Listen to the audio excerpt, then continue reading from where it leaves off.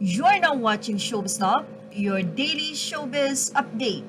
Matapos nga ang ginanap na Independence Day nitong June 12, ay nag-viral din sa social media ang isang kakaibang napakatapang na Bongbong Marcos nang ito ay panahon ng 1989 kung saan sila ay sapilitan na pinaalis ng bansa at napunta nga sa bansang Hawaii kung saan ipinahayag mismo ni Bongbong Marcos doon kung kanino dapat sila magpaliwanag, kanino dapat nila sabihin ang kanilang side, hindi sa bansang Amerika, hindi sa mga Amerikano, kundi sa mga Pilipino. Ipinahayag din ng napakatapang na si Bongbong Marcos, ang batang Bongbong Marcos noon, na ang kanilang pamilya ay pinaratangan ng mga bagay na hindi naman nila ginawa. Narito ang buong detalye sa katapangan ng ating bagong Pangulo ng Bansa. Kaya naman, hindi talaga nagkamali ang Pilipinas. Philippine can be great again. Narito po ang buong detalye at interview ni Bongbong Marcos na ngayon nga ay lumabas na at magkakaroon na ng linaw sa mga Pilipino na kung saan ay natwis ang pag-iisip dahil na rin sa maling information na ikinalat ng mga media noon. Narito po. This afternoon. How is the family taking the events of your family's, take two. Okay. How is the family taking the events of your father's delicate and often critical condition? Well, as anyone who's been through it, who's had an extended sickness in the family would probably understand. It's quite nerve-wracking. It's an emotional roller coaster. But as we are all wont to do, we get more and more used to it. I suppose we're handling it better now than we were before. It's never easy, but we're still here. Well, what can you say about your father's steadfast decision to return to the Philippines, given his present health condition and the persistent rejection of all your appeals by the Cory government? Do you still think it is a good decision? Oh yes, certainly. There are no good reasons for us to stay here. The very basic fundamental question is whether or not we belong here. We do not. Home is in the Philippines, not here. Secondly, we have been accused of all kinds of terrible crimes, and we have been accused of all kinds of terrible misbehavior. And the place to answer that is in front of the Filipino people, not in front of the American media, not in front of the American public, not in front of the American political system, but in the Philippines. And certainly it was a good decision. As a matter of fact, I don't even think there was a decision that had to be made. It was almost a given. Mm-hmm.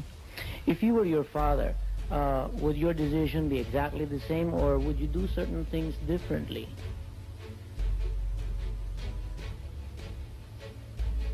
Certainly the question as to whether or not one should return home is not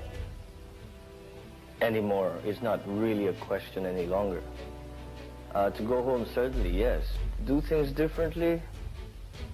Who knows? It's very hard to say. I wouldn't be one to second guess him, but perhaps we see things in a different light now than we did 3 years ago. Mm-hmm. Has the family discussed any plans in the event of the inevitable happening, God forbid, to your father? Oh, certainly, yes. Of course, all the practical considerations have been discussed, and all the practical plans as to the disposition of there's no other way to put it, the disposition of the family certainly have been discussed, and I suppose we have a pretty good idea what to do. But this is the whole problem. The powers that be in the United States will determine what we can and cannot do. And although we may want to do certain things, we may not be allowed to do so. I mean, just as an example, my parents are not allowed to leave the island of Oahu, which is not up to us. It's no decision of ours. It's the American government doing what they feel the Philippine government wants them to do. And so long as we stay here, those sort of constraints will continue. And which brings us back to the reason why we must go home.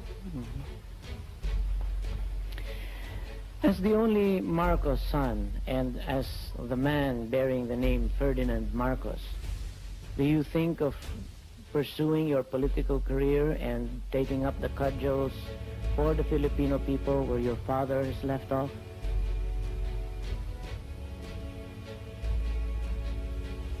Well, you know, the only way I can answer that question is really to give you a general idea of where my priorities lie. As I mentioned before, obviously there have been many accusations leveled against the family, and all those have to be answered. Secondly, the family cannot be allowed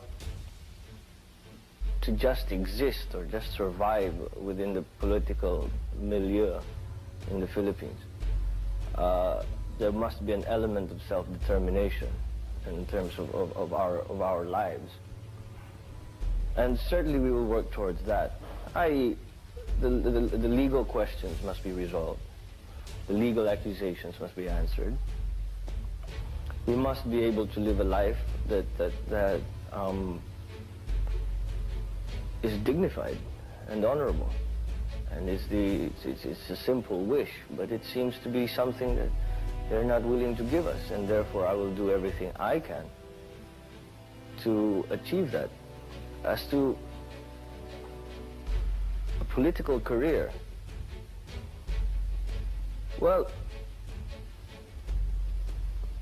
it would seem that most of the time one finds oneself in a political career because of something that one believes in. Considering what has happened in the last 3 years, it would seem that is the sort of direction that one would inevitably take. I would certainly champion any cause that would try and right any injustice in the Philippines. If there's one thing the old man has instilled, I think, in all of us children, is a great nationalism and a great desire for equality and egalitarianism in the country. And should anything stand in the way of that, I will certainly work against it. If that takes a political identity, then so be it. I think that's actually getting ahead of ourselves, because simply the problems of the family are enormous and must be reckoned with before any of this sort of thing can be dealt with. As usual, when it comes to question of political career and things like that, it's really not for one to decide. It's not for me, it's not for you to decide. If the people ask you, then you must go, you must serve. If they do not, then you can't. And that's generally how that will be determined. Very well put. Your father firmly believed in the American commitment to freedom, justice, equality, and human rights. Most of all, as he said to the U.S. Congress in his speech before the joint houses in 1971, he believed that the United States would never betray a friend. Do you still share your father's faith in the United States after all that has happened? Yes. I certainly believe that the United States, America, still stands for something. And we stand for that. And we are therefore wedded together in our beliefs. I think that what happened in '86 was a failure of the American system. I think there were personalities or cliques within the system that decided at some point to put us away. I sincerely believe this is a mistake for the Philippines and for the United States. I think that events since then are beginning to show that that is so. The plight of the average Filipino has worsened. Pag-usapan na lang natin ang gulunggong kung gusto mo. And the Americans and the specific interest of the bases, the American bases in the United States, their hold on that has become more tenuous in the last 3 years. And therefore, for the Philippines and for the United States, and I dare say for the Southeast Asian countries for whom democracy is important, for them all, I think this has been a mistake. Now, this is not to say that America has turned on us. Perhaps the powers that be did what they believed was the right thing, having been told what they were told, which unfortunately wasn't true. I just wish, I just hope that they will realize what is truly going on back home. What you and I know, what the country knows, what the average Filipino knows. Life is harder. People are going hungry. The communist insurgency grows worse by the day, no matter what they say. Peace and order in the cities, in the countryside, is getting worse. And no matter how you put it, no matter what ideological buzzwords you care to bring up, that in the end is the measure of the success or failure of your program. And having said that, I will not sit here and tell you how life is in the Philippines. I haven't been there in 3 years. I will ask you, how has it been in the last 3 years? Has it succeeded? Has it failed? Okay. Can you tell us, therefore, how you feel about the Filipino people in general now, 3 years after EDSA? No different. I do not believe that what happened at EDSA was, I think it was a terribly well organized. I mean, it was very well done, very well organized. I'm sure there was a core group in that who believed. There were mistakes in my father's administration, for which I'm sure people were hurt. But I do not think, and I didn't think then and do not think now, that that was representative of the majority of the 54 million then Filipinos. I still don't think so.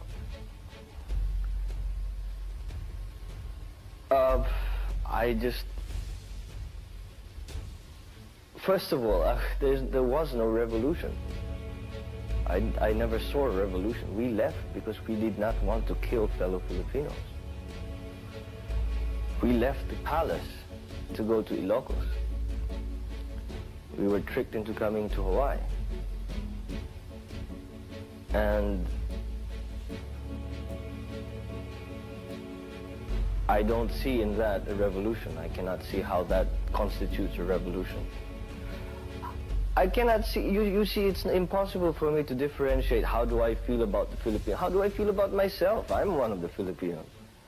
It's impossible for me to say, I think about Filipinos that way. I think about myself in a certain way. I think about them in the same way.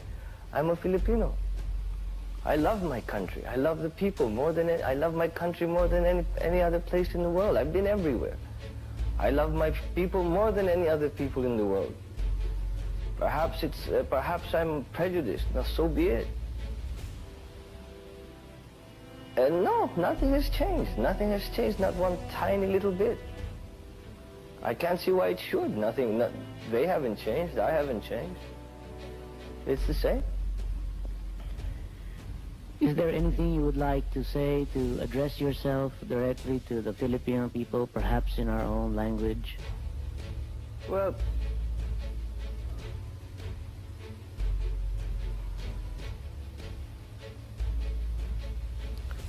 in spite of how far we are, nandito kami ngayon sa Honolulu, malayo-layo kami sa inyong lahat. Nalalaman namin at naririnig namin ang mga nangyayari sa ating bayan. Asahan ninyo na gagawin namin lahat ng kaya namin gawin upang kayo tulungan. But the Filipinos must come to a political maturity at this point in their history. Filipinos must understand that they must exercise their political will for what they believe to be right and what they believe to be just. We know the conditions that they find themselves in now. We know what life is like in the Philippines now. They know much better than we do. They must now exercise their political will, their political energy to make changes, to make their lives easier, better, and correct. And it's a turning point in the history of our country. It's a turning point in the maturity of political maturity of the general populace. And I think, knowing Filipinos as I do, that we will do the right thing. Okay, thank you very much indeed. Thank you. Okay. Good afternoon.